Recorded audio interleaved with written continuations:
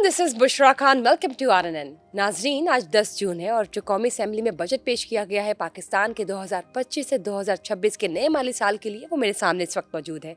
मैं चाहूँगी कि वक्त ज़ाय किए बगैर आपके साथ पेश करूँ वो बजट जो कि 175 खरब का वज़ीर ख़ज़ाना मोहम्मद औरंगज़ेब ने पेश किया है कौमी असेंबली में। आज स्पीकर कौमी असेंबली सरदार रियाज सादी की ज़ेर सदारत और पाकिस्तान के वज़ीर आज़म शहबाज शरीफ की मौजूदगी में। सबसे पहले बात कर लेते हैं माशी अहदाफ की।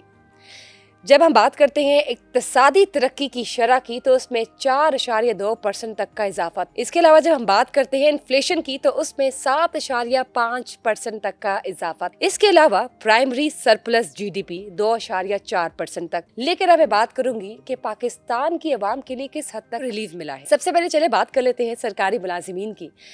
तो सुनते जाए सरकारी मुलाजिमीन कि आप सब की तनख्वाहों में 10% तक का इजाफा तजवीज़ किया गया है, जो कि बहुत बड़ा रिलीफ है सरकारी मुलाजिमीन के लिए। पेंशन में 7% तक का जो इजाफा है वो तजवीज़ किया गया है।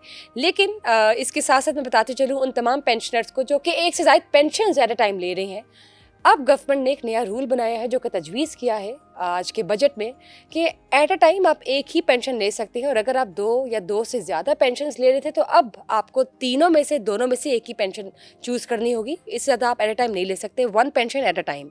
और अगर रिटायरमेंट के बाद आप पेंशन ले रहे हैं तो आप उसको कंटिन्यू कर सकते हैं in the long run till your last breath. Otherwise अगर आप सोचते हैं कि आपने नौकरी करनी है रिटायरमेंट के बाद और आप पेंशन भी ले रहे हैं तो आपको या तो पेंशन डिस्कार्ड करके नौकरी की तरफ जाना होगा या तो आपको नौकरी को डिस्कार्ड करना होगा और पेंशन की तरफ ही रहना होगा।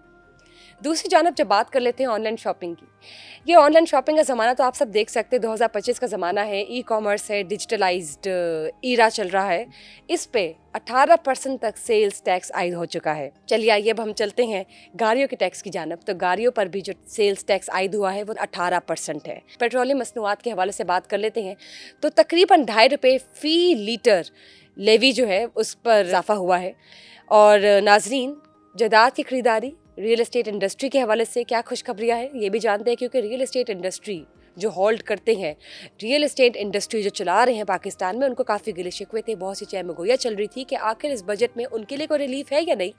तो चलिए ये बताते चलें कि जायदाद की खरीदो फरोख्त, फेडरल एक्साइज ड्यूटी पर 7% तक कमी का इजाफा तजवीज़ किया गया है, जो कि बहुत बड़ा रिलीफ है और होने जा रहा है। घर और प्लॉट्स की मुंतकिली पर फेडरल ड्यूटी 7% तक तकरीबन कम करने की तजवीज़ की गई है। इसके अलावा चलिए आइए बात कर लेते हैं जायदाद की खरीदारी के हवाले से जो विद होल्डिंग टैक्स है उसको 4% से 2.5% तक कम करने की तजवीज़ की गई है। और इसके अलावा जब बात करते हैं इस्लामाबाद में जायदाद की खरीदारी पर जो स्टैम्प ड्यूटी है उसको 4% से 1% तक कम होने जा रहा है। रेवेन्यू और डिफेंस बजट की बात कर लेते हैं। FBR के लिए जो बजट एलोकेट किया गया है वो 14,131 अरब का बजट एलोकेट किया गया है FBR के लिए। मूविंग ऑन, डिफेंस बजट जो है वो 2,550 अरब तक एलोकेट किया गया है।